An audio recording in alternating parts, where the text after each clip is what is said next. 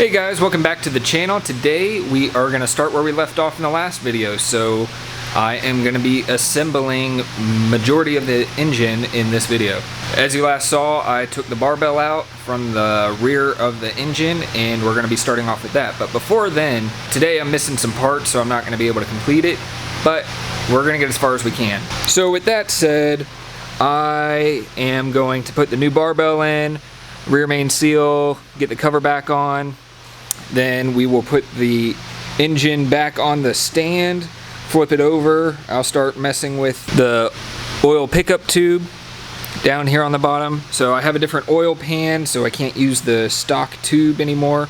The new oil pan I bought came with all that. So I'll show you guys that oil pan later. But for the rear, I have the Felpro kit for the seals. I actually went with Felpro for a majority of all my seals. They had reasonable prices and it's quality material, so I am happy using Felpro consistently. And then we get to the barbell. I have bought I don't know if you can really read that, but it's a JGR barbell. It's a billet barbell as opposed to the stock one. So if we look at these, the stock one is a plastic barbell, while this one is a metal one. Just a little bit tighter tolerances, a little beefier, a little stronger. That's what I figured I'd go with as an upgrade. You really don't want the oil systems to fail, which not like that's a high failure part, but rather upgrade it while I can. I mean, it's not that much more expensive. Before I put any new parts in, I'm gonna try cleaning this up a little bit with some brake cleaner.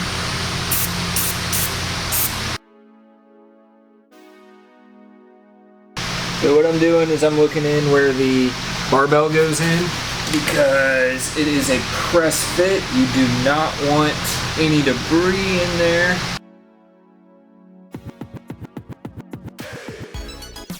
Alright, let that dry up a little. What's up guys, I'm back. I actually put the barbell in the freezer so that it could shrink a little.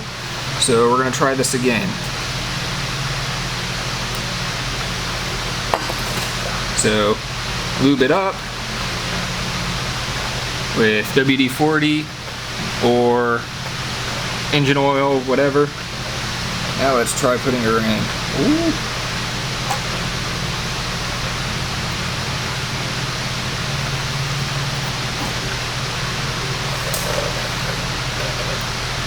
There we go.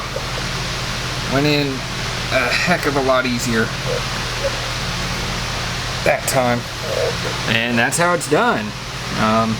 Putting it in the freezer definitely helps, I will say that.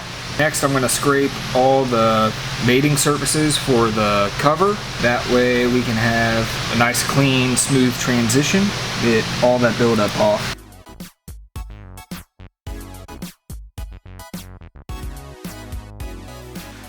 Just cleaned up the seal, well not the seal but the housing for the rear of the motor, and cleaned the mating surfaces up on both sides.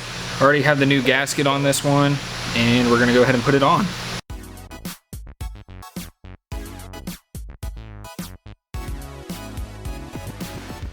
When the pan fits down here, you see this is hanging down below that, so we'll probably have to bump it up a little. But we'll probably take feeler gauges, we will take feeler gauges and measure between here and here and here and here and get this thing square. You'll have to bump it back and forth just to get it right. So the seal's centered in the hole.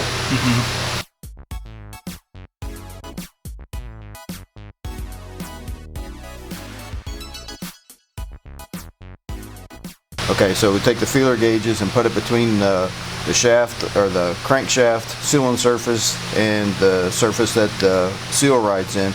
If not, you'll have it one way too far or the other. If you have it down too far, one, the pan won't go on, and two, or it'll go on, it'll just leak. And two, you'll have a bigger gap down here and it's likely to leak down here because the seal will be pulled away from the crankshaft. So you want to make it even all the way around. They make tools for this. I have made one for the front. I don't have a big enough piece of material to make one for the back, so we're going to use feeler gauges, and they're snug all the way around, which means it's really close to being the same all the way around. That's what you want. So now you can torque them, and you can feel right here, if you feel this isn't lower than the block, so the oil pan will go up there and fit flush.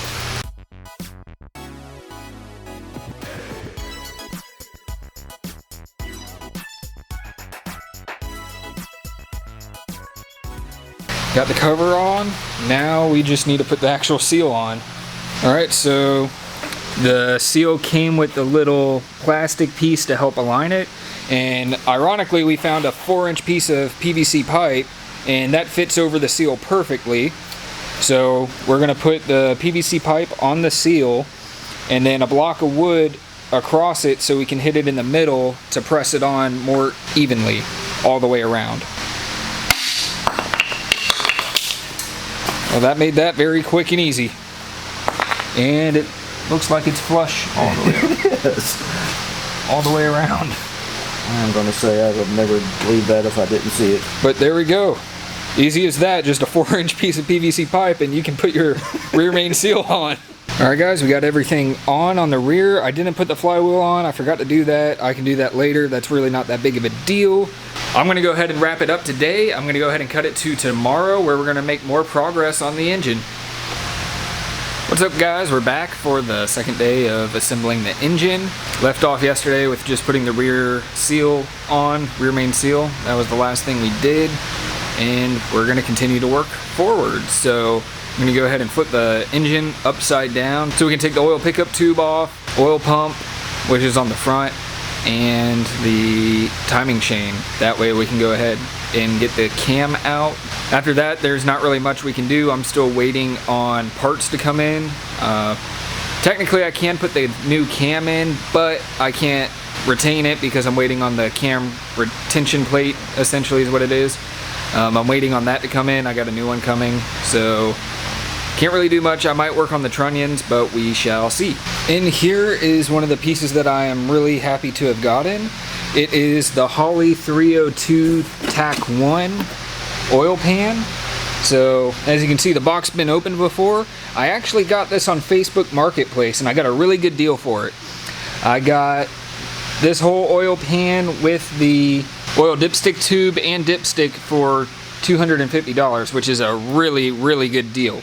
But as you can see, it has everything you need. So extra baffling, here's shipping date, everything. So the guy I got it from bought it in 2016, brand new, never used. That is amazing. Here's the dipstick tube. Still have the stickers, the hardware and everything. That's really cool.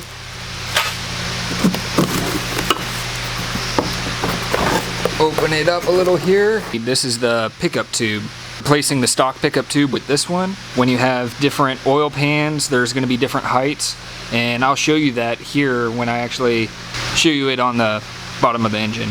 And then the piece of resistance is the actual oil pan itself. This oil pan happens to be one of the best oil pans for S10 LS swaps. So the S10 has the front cross member, and this pan goes far enough back to where it clears that cross member. People use the muscle pan or H3 oil pan, and those are good, and they will clear the cross member, but they hang lower than the cross member, so the lowest point underneath your vehicle would be your oil pan in the middle section on the front.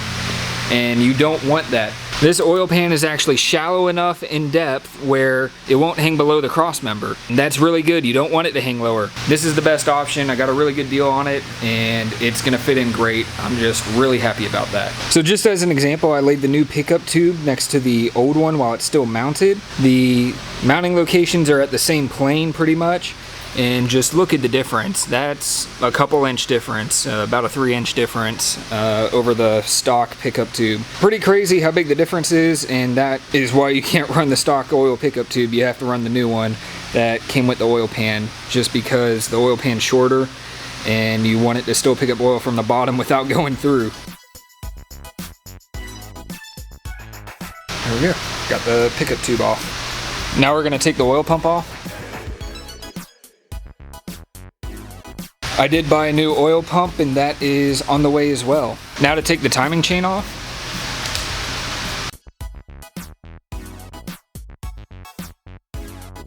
And I'm just gonna put the bolts back into the cam. I can't take the cam out yet because I haven't taken the lifters out. So I'm gonna have to rotate the engine around again, get access to that.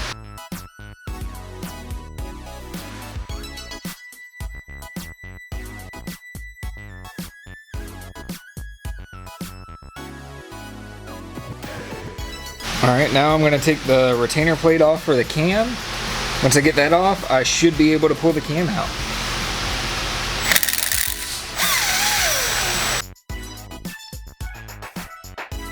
Alright, got that off.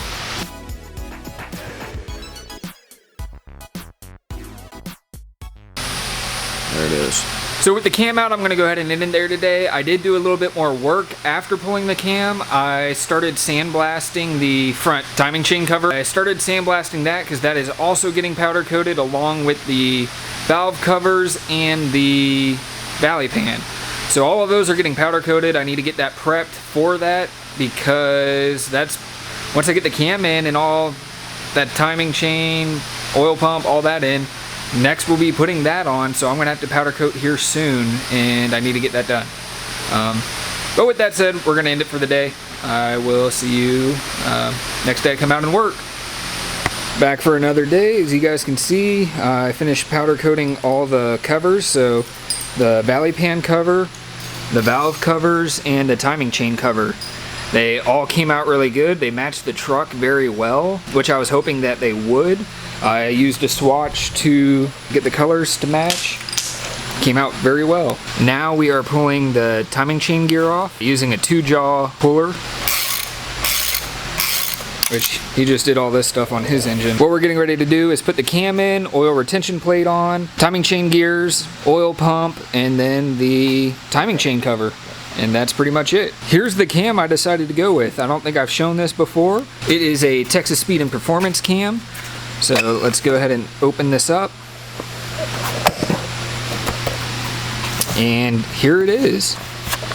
So here's the specs on it if you want to look it over.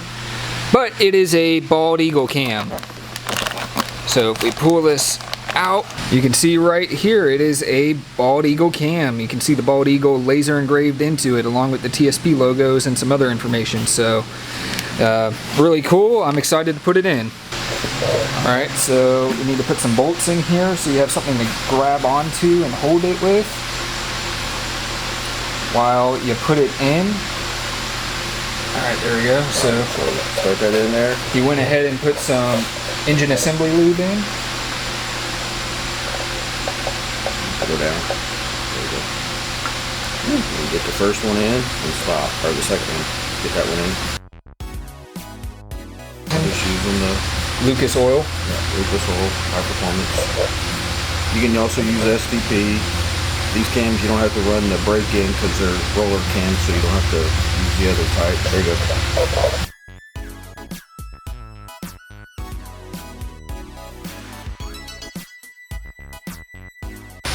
Grab it, put it in there. I got a new cam retention plate so I could get a new seal because this is built into the plate. When you take the old one off, it's already compressed and there's not really much to reuse there.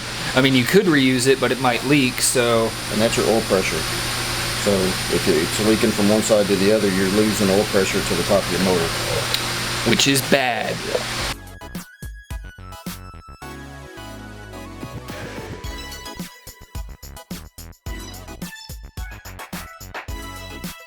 I went with Chloe's timing chain, and by I went with, I mean my dad bought 2 and I got the spare.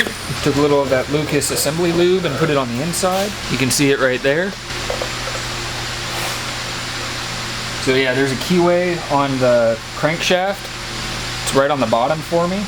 So line that up, slide her on, but not all the way there.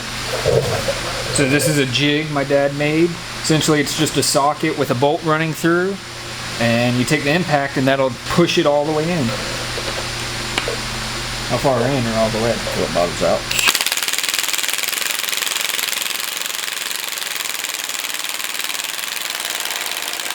There it is. Next will be the top pulley, and I bought ARP bolts to put that on. Right there. Yep.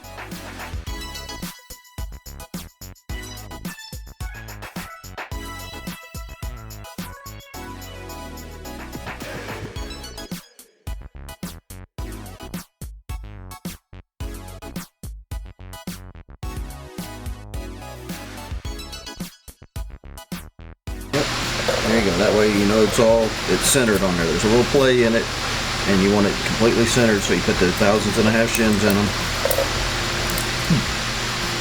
And it keeps it centered, then you tighten it down.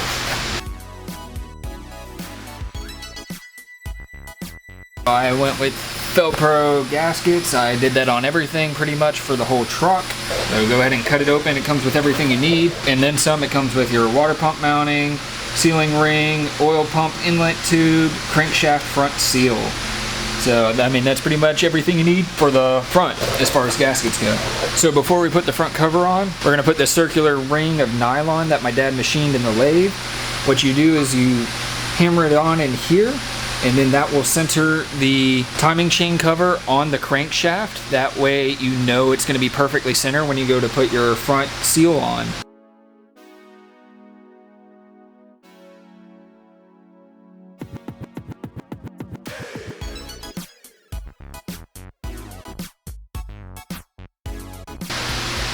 There you go. Just try that. Oh, just come on. Some more. There you go. There you go. Seals in. Now I'm going to go ahead and put the lifters in. So what I did was I made sure to keep track of where they were positioned when I took them out. That way I can put the same ones into the same spot. I'm sure that's not completely necessary and you have to do it, but I like doing it just because I want to keep everything where it was before. So I'm going to go ahead and start putting lifters in. Go ahead and wipe the lube around with your finger. Make sure it's all the way around, like so.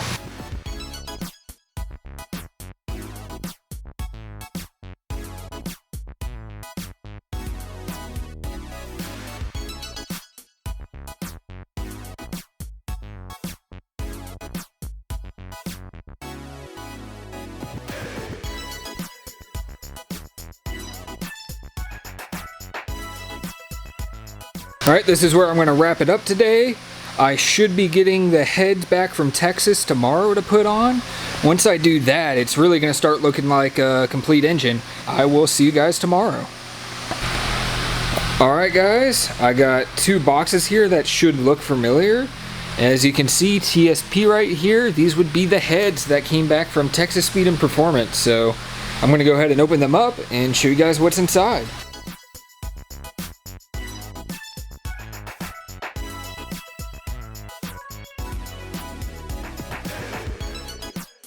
Alright, so here's one of my boxes with the heads in it. I'm going to go ahead and open up and see what's inside. So, got more cardboard look in there.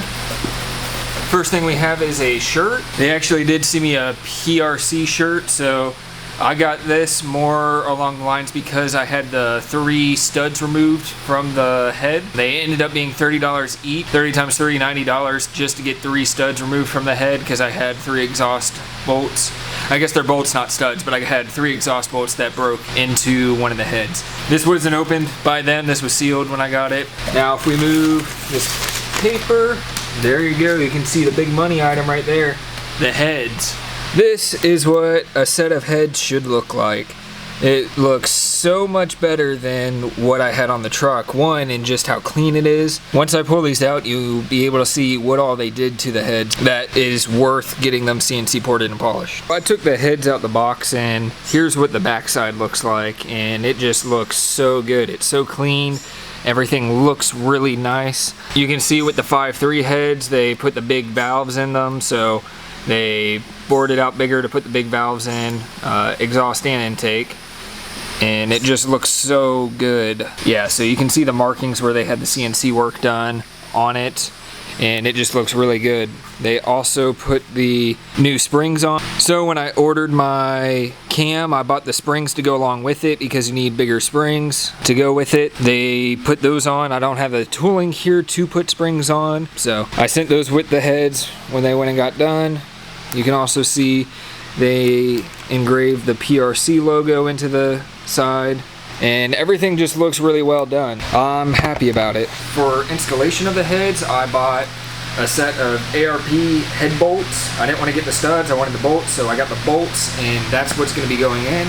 I wanted to get something that wasn't torque to yield, something I could reuse. Hopefully I never have to take the heads off, or I don't plan on anyway, but if I do, I can reuse these ARP bolts. And as far as head gaskets go, I've already told you guys that I've been using Felpro gaskets, and that hasn't changed. I'm still using Felpro. That's what we're putting on the truck. So if you look at the head gasket, it says front. I don't know if that'll focus on you, but I can promise you it says front right there.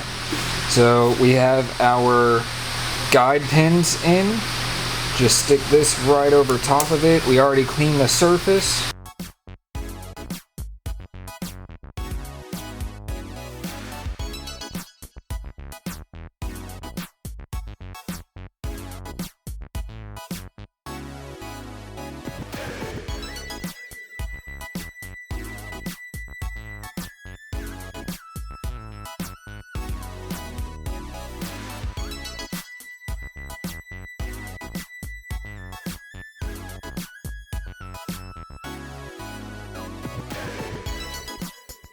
Alright guys, I got both heads on, and I have to say they look really, really good on the engine. As you can see, we got the PRC logo there, all the new here. Just looks great. I couldn't be any happier. The next step of the build is to take the rockers and do the trunnion upgrade. So I got the Summit kit, the same one my dad got in a previous video. Has your new trunnions, your bearings, and snap rings to lock them in place. Very important. Helps keep out the lateral movement. I'm not going to show you guys how to install that because we already have that in the video. If you want to see that, just click the link in the top right here and it'll take you to that video. I will cut back when I'm done with all of them. Here I have my container of rockers, and I have already replaced all the trunnions in for the roller ones with the new bearings and the split lock retainers. Here they are. I also cleaned them up a little bit and they look good.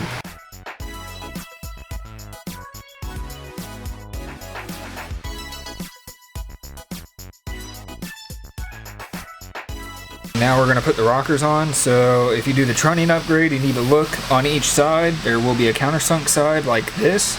The other side is just curve and nothing else. You want the countersunk side on top so that this bolt head can rest in there. And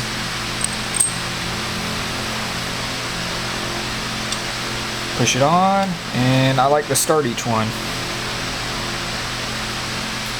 And just continue for all 8 of them on this side.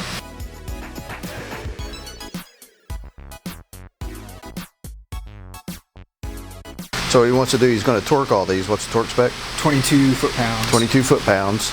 But you want to do it when it's got the valve shut, not open. So if you see these that are a little higher, the cam's got it lifted up, and you don't want to torque those and put pressure against the spring because you can get an incorrect reading. So he's going to torque the ones that are closed, and then we'll rotate the motor.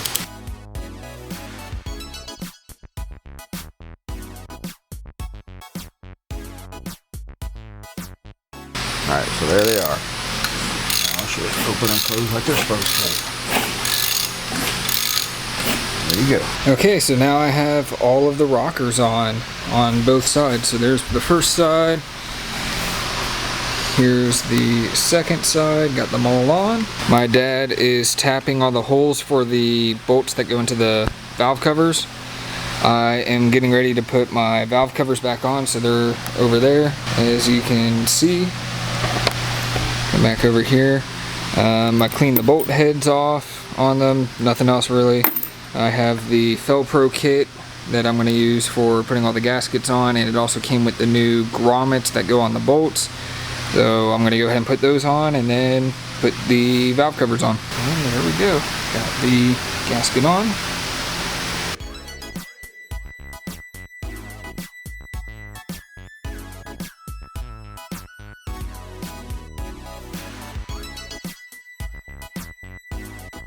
As you can tell, looks pretty good with the powder coated valve covers.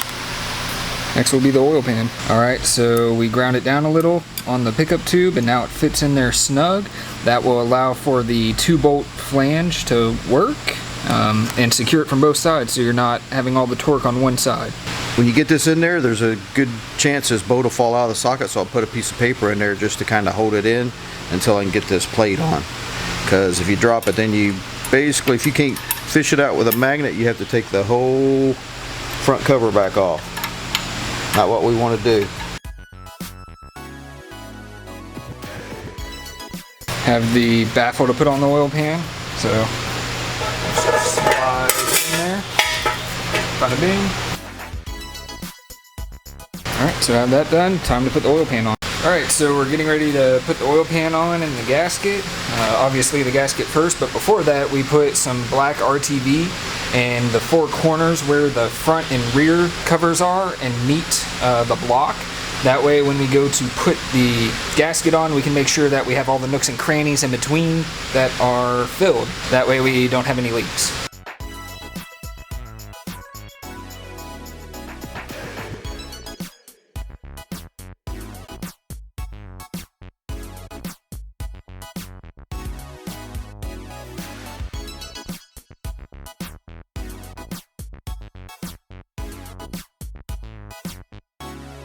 And there we go, we have the genuine Holley oil pan on, as you can see. Too bad no one's gonna be able to read that Holley symbol. If someone can read that, then something has gone wrong. Yeah, I'm gonna go ahead and flip the engine over, see what it looks like. All right, so we did a little bit of work in the meantime since we put the oil pan on.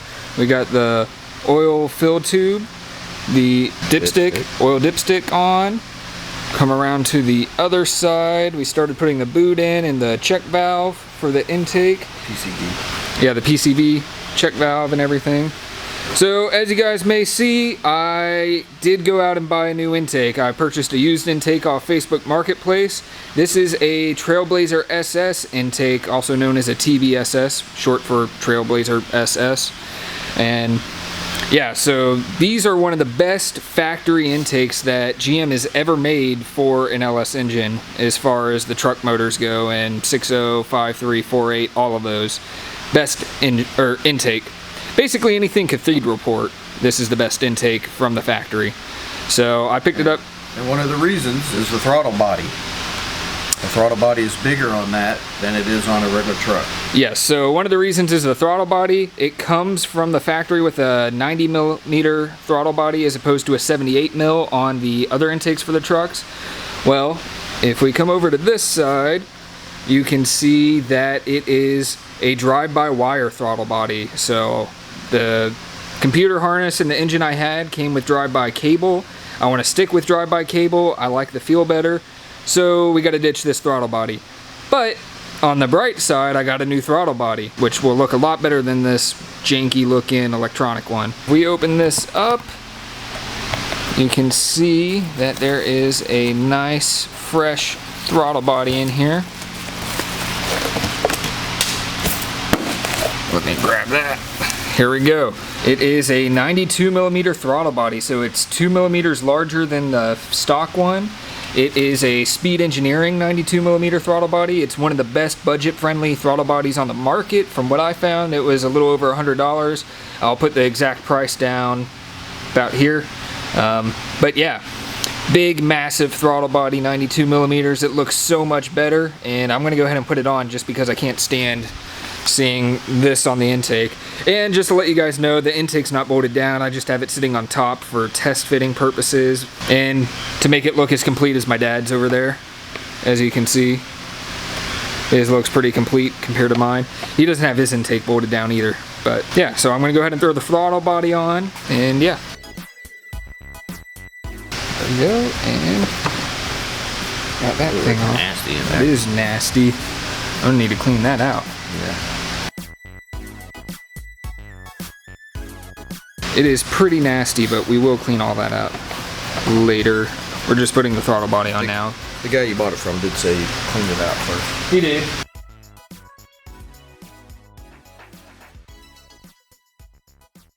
There we go. That looks a lot better.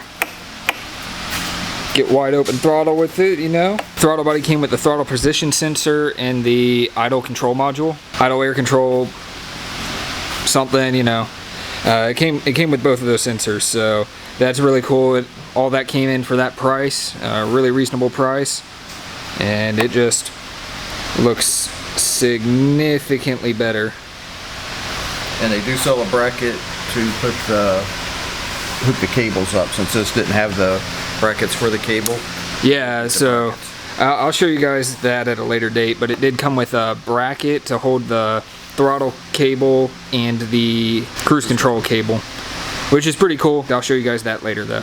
So with that said, guys, I'm going to go ahead and wrap it up here. I hope you guys enjoyed the video. Don't forget to like and subscribe, and I'll see you in the next one.